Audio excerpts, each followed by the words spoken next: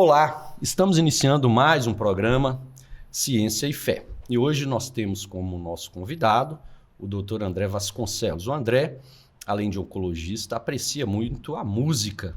Não é isso, doutor André? É isso aí, professor, é isso aí. Prazer grande te ter aqui hoje. Prazer é nosso, cara. Pô, André, super prazer mesmo. Obrigado pelo convite. Além de excelência na condução dos pacientes aí com câncer, os mais diversos e tudo, ou seja, né, na prerrogativa de oncologista, a gente conhece muito bem o seu trabalho. Agora, há que se destacar também um trabalho para o qual você tem se dedicado, talvez não full time, não o tempo todo como na oncologia, como é o caso da oncologia, mas aí eu trabalho junto à música, né? Você é um adepto aí da música, né? Especialmente a música, o rock progressivo, por assim dizer, que eu sei que você gosta muito do Yes, né? Que é uma antiga banda aí de rock progressivo da década de 60, 70. Enfim, vamos falar contigo hoje, aproveitando o ensejo aí, desse binômio música versus terapia, né? E essa terapia muitas vezes associada a doentes aí com essa doença. Enfim, doutor André, fale-nos um pouquinho acerca de como começou o seu encantamento pela música e assim por diante, quando você decidiu a tocar algum... Se é que toca algum instrumento ou não? Fale-nos agora e fique à vontade. Eu toco mal, toco guitarra, né? Toco violão, mas toco bastante mal, né? Eu tenho a paixão pelo instrumento e por música, sobretudo rock and roll, e não só, mas gosto muito de jazz e música brasileira de qualidade, embora eu ouça até menos disso, mas jazz e blues e rock, sobretudo rock and roll, sessentista, setentista, e muitos anos 90 e tal.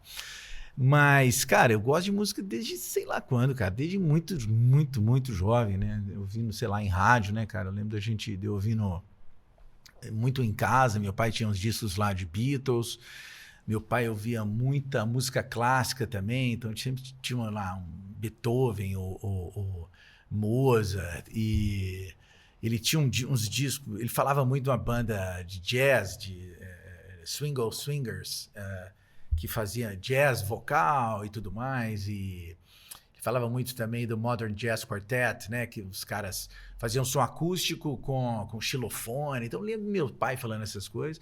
Rádio, né, cara? Rádio na época tocava música boa pra caramba, né? Que descobri. Não, sim, ótimo. Aliás, essa influência, ora por parte do pai, no meu caso foi meu irmão mais velho. Eu gostava muito dos sons progressivos lá, especial Kraftwerk, depois tem aí o próprio Yes, o Jethro Tull, o Pink Floyd, assim por diante, né? Eu fui então, essas influências são impressionantes na vida da gente, né? Com certeza, sobretudo na fase terminal ali né, de criança, para adolescência, né? Enfim. Você desperta mais pro mundo, assim... fora do seu vínculo familiar mais imediato, né, cara? Você começa a ver, sei lá, tem referência a outras coisas do mundo, e a música entra nesse sentido, né? Eu lembro de ouvindo assim, cara, por exemplo, eu lembro muito de Dire Straits. Sim. As músicas que se tocavam na época, sei lá, enfim, aquele álbum lá, Brothers in Arms. Exato. Então eu lembro que isso me impactou demais, cara. E aí, também tem um grande amigo meu que tem uma banda hoje em BH, ele mexe com TI e tal, e a gente sempre ouvia muita música, né? E aí que eu conheci, por exemplo, Pink Floyd e tal. Antes eu tinha muito Beatles em casa também. Sim. Meu pai costumava ouvir Beatles, eu lembro de certa época. Minha mãe ouvia sempre muita música também. Minha mãe ouvia uma coisa que me influenciou também demais, cara. Sabe o que foi, cara? ABBA. Sim. Minha mãe ouvia demais. Eu lembro de eu, sei lá, pequenininho, né? Ou então a memória finge que você lembra, né? Você acha que lembra, né? Mas enfim, lembro dela era ABBA, cara. E música italiana. É um rock mais pop, né? Não, super pop. Na verdade, o ABBA, né, tem super aquelas pop. Né, repetições ali do refrão. Então, assim, eu também não deixo de apreciar. Né? Mas aí, quando você chega na música do rock progressivo, é um pouquinho diferente. Não, né? com toda certeza. O que você me fala sobre essa ABBA, que é realmente cativa, e outras que e a própria música italiana também. Minha mãe ouvia demais música italiana, que foi uma moda, né, nos anos 60 e tal. Minha mãe ouvia, eu lembro da minha mãe ouvindo isso, eu pequeno lá, ela e tal. Cara, isso tudo era meio introdutório, né? Depois eu gostei muito daquelas músicas anos 50, aquelas músicas muito melódicas, né? Que, sei lá, que você pega as tradições tipo Beach Boys e coisas assim, né? Aquelas músicas aqueles rockabillys e... Enfim, aí, cara, eu conheci meu amigo, eu conheci, cara, Pink Floyd, cara. E aí que o negócio bateu, sabe? Aí é diferente. Aí que bateu, foi diferente. Eu lembro, assim, sobretudo a fase do Pink Floyd, a segunda fase que que o Syd Barrett sai como guitarrista, né? E entra o David Gilmour como que a fase guitarrista. bem inicial, né? Bem inicial, 60 para 70. Não, ainda exatamente, 70 e poucos ali, que eu acho que o Pink Floyd realmente vira uma banda, começa a ter um certo amadurecimento, né, cara? Então eu tenho aqueles live... Define o seu formato. Exato. Foi uma coisa que eu tenho mais identificação. Embora, cara, eu acho que Beatles é a melhor banda de todos os tempos. Isso é inquestionável pra mim. Sim. Mas não é a banda que eu tenho necessariamente maior afetividade, assim, que eu ouço com o maior prazer e tal. Então Pink Floyd, sem dúvida, é...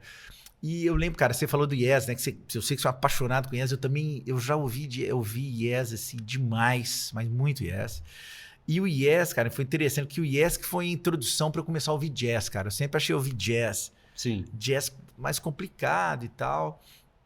E antes de eu começar a ouvir jazz, aí veio Pink Floyd, aquelas coisas dos anos 70, né? Você falou Jethro Tull... Emerson Lake Palmer. Emerson Lake Palmer. Triunvirar, exatamente. Aí tem uma ala mais técnica. Led Zeppelin. Nossa, eu ouvi demais Led Zeppelin. Computação, né? Aquela coisa, Kraftwerk também. Né? O próprio Pink Floyd na era ali do Gilmour, que lança Live at Pompeii, depois eles estão gravando Metal, e depois vem o Dark Side of the Moon, que, sei lá, um dos maiores discos, né, do rock and roll de todos os tempos, sabe? Um das maiores... Rivaliza com The Wall, né? Rivaliza com... Não, com certeza.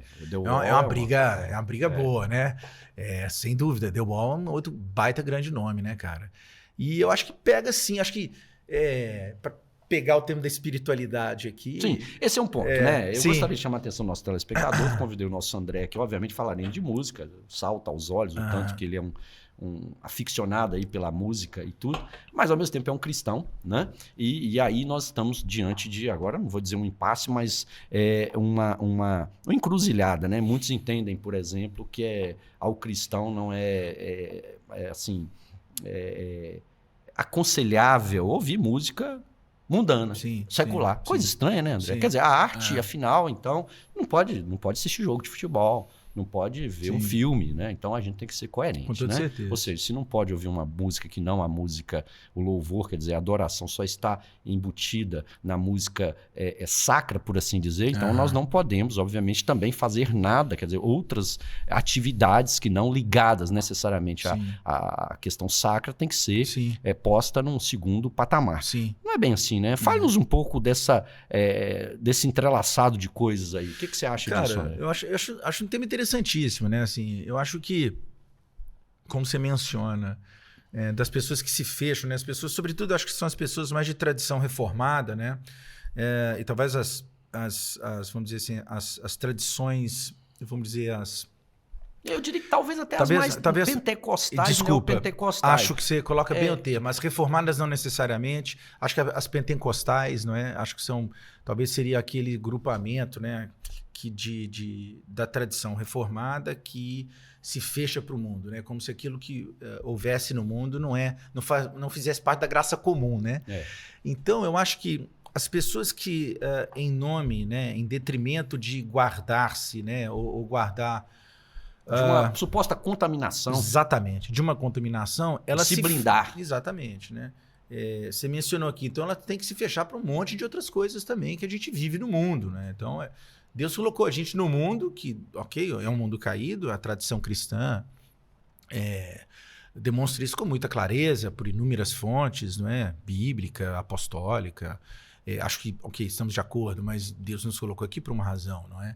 E eu acho que a pessoa que se fecha a isso, ela se fecha à graça comum, e se fechar a graça comum, ela está se fechando, na verdade, à própria criação divina, o mundo todo, e as expressões humanas, as expressões culturais, então também não pode ler literatura que não seja cristã, quer dizer, então você vai deixar de ler um Dostoiévski, né?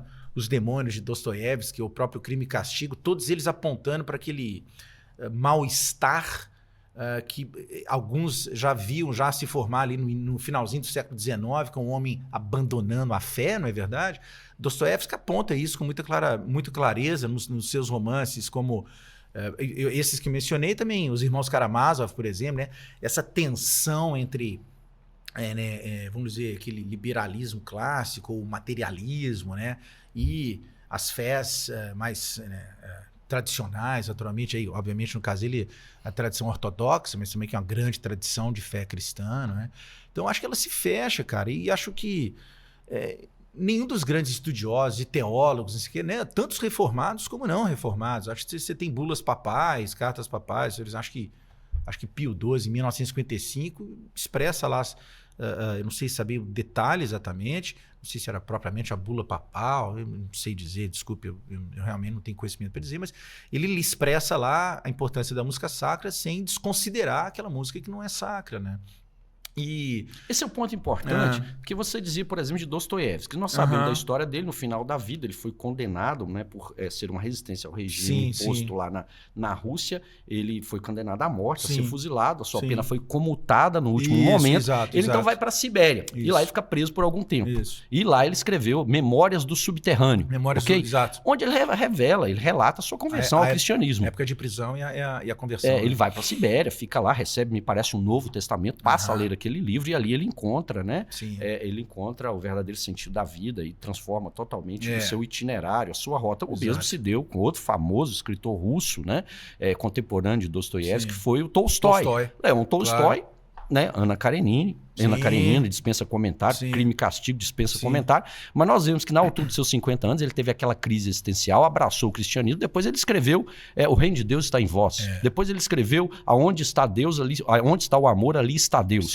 Então não quer dizer que, repare que esses homens... Desculpa, você menciona Tolstói, cara, tem um livro pequenininho dele, sei lá, não sei se se caracteriza como uma novela, que chama Padre Sérgio.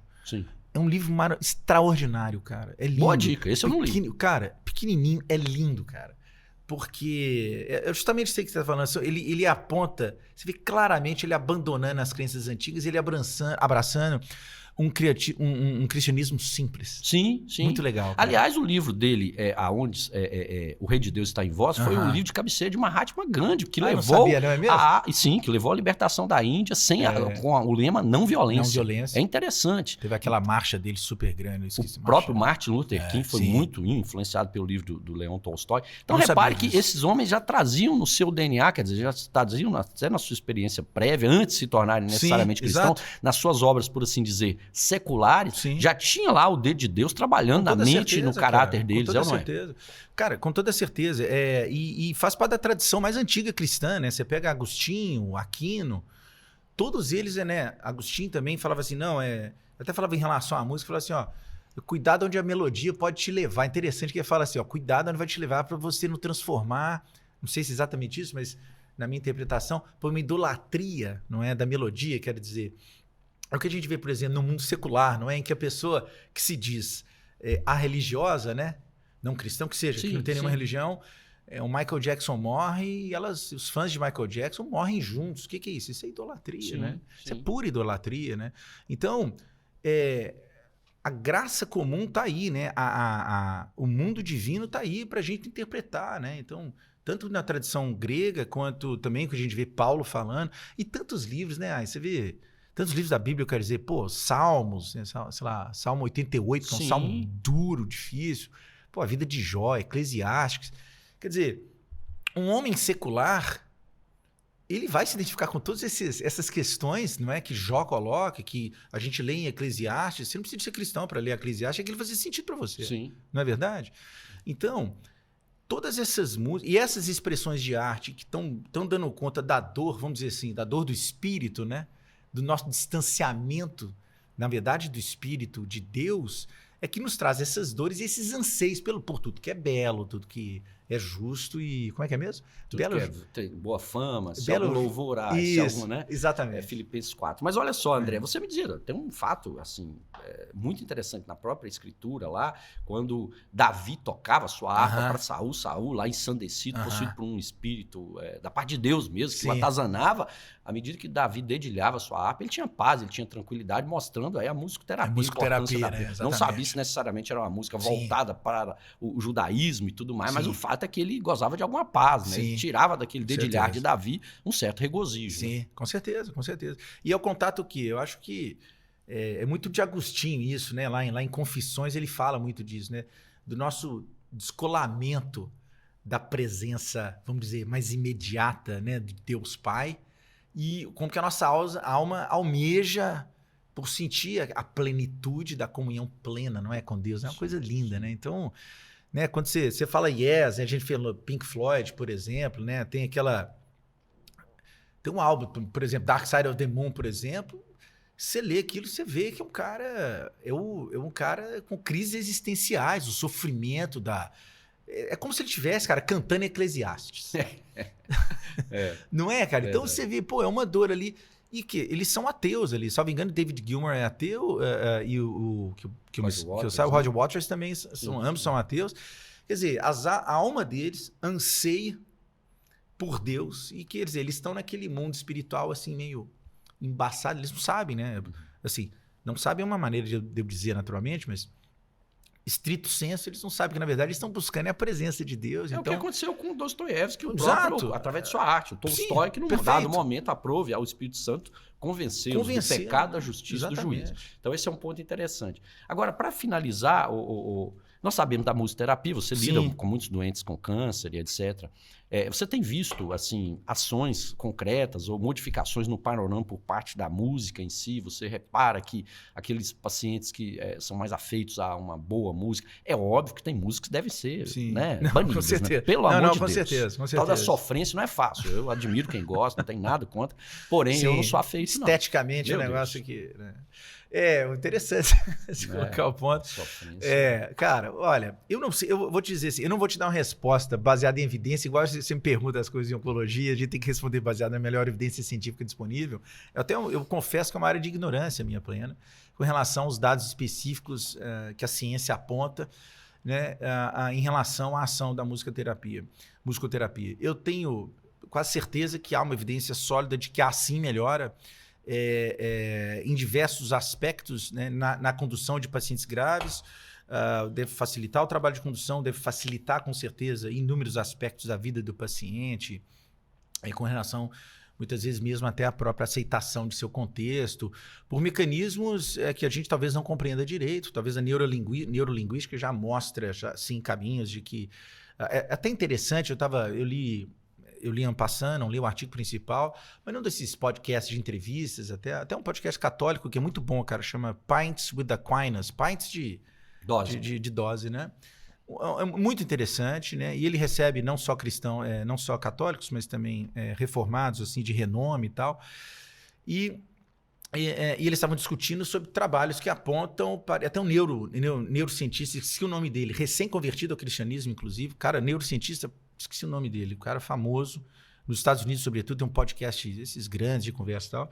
Eles falaram o seguinte, as evidências da neurociência com relação a padrões neurológicos que mudam em pessoas que têm, por exemplo, hábito de leitura da Bíblia, ou hábito, assim...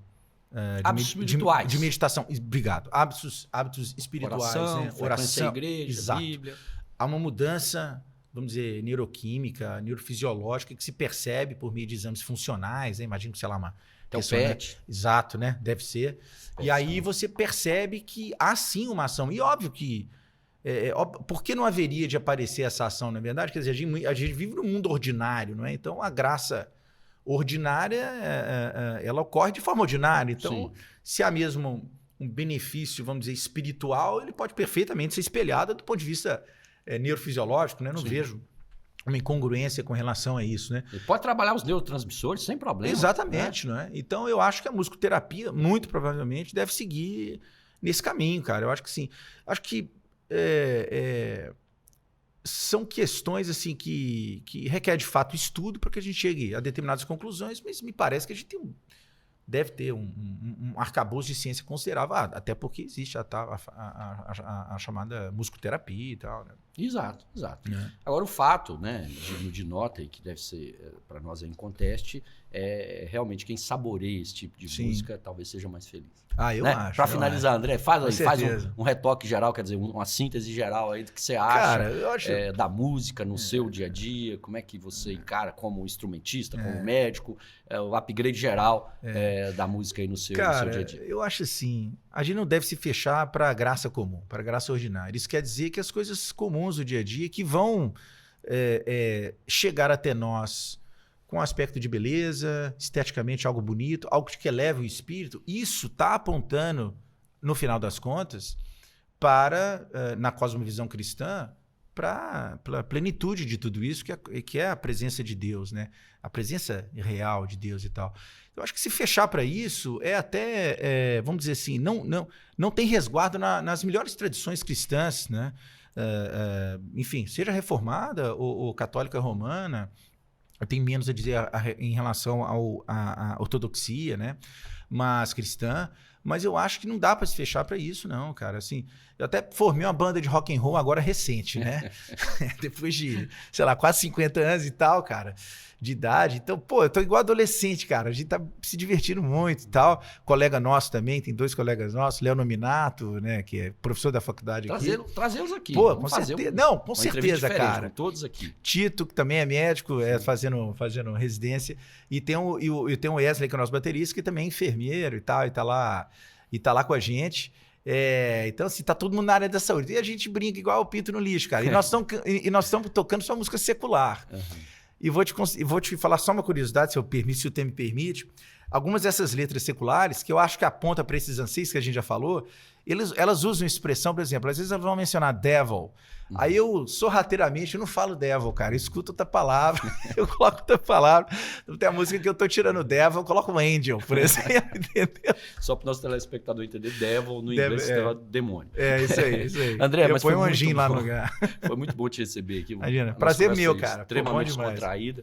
E eu gostaria de terminar dizendo o seguinte, quando Paulo chegou ali em Atenas, segundo Atos 17, ele diz o seguinte, para os atenienses, portanto gregos, não judeus, não religiosos, ele diz o seguinte, em Cristo, ou seja, nele nós existimos, nós vivemos e nos movemos. Então, quer dizer, ele não disse para um grupo específico, ele disse para todos nós, portanto a música faz parte disso. Com certeza. Tudo bem, a graça comum. Sim. Muito obrigado, André, mais uma vez, e obrigado também a você por ter estado conosco ao longo desse programa. Nos vemos no próximo Ciência e Fé. Até lá.